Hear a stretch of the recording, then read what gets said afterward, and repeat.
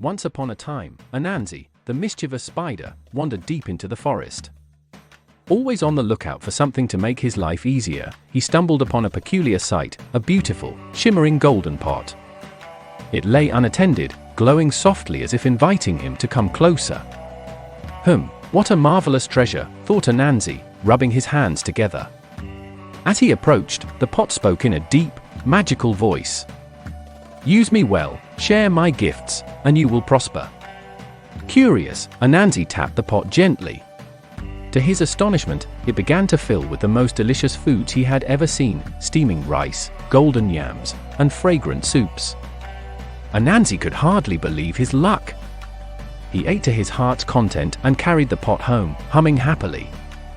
At home, ANANSI soon discovered the pot could produce not just food, but anything he wished for: shiny clothes, comfortable furniture, and even gold coins.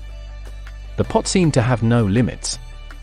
"Now I'll never have to work again," he chuckled. But the pot's voice echoed in his mind, "Use me well, share my gifts." "Share?" scoffed ANANSI. "Why should I share? I found it. It's mine." Word spread in the village that ANANSI had become mysteriously rich.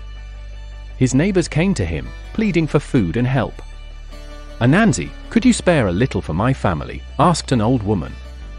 But ANANSI waved her off. "Go away. I worked hard for what I have."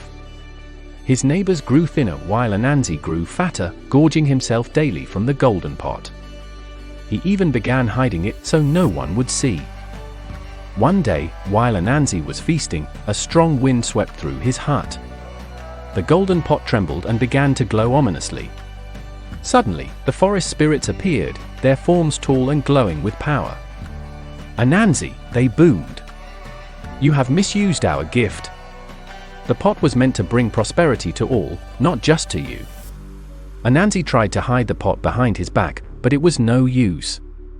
The spirits took it from him, leaving him with nothing but his guilt. Without the pot, ANANSI struggled. He had grown lazy and no longer knew how to fend for himself. Worse, his neighbors ignored him, hurt by his selfishness.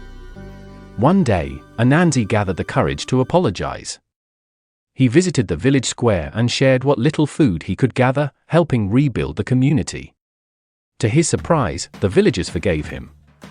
Together, they thrived, not because of magic, but because of kindness and cooperation. From that day on, ANANSI learned an important lesson: true wealth is found in sharing and community, not in hoarding riches.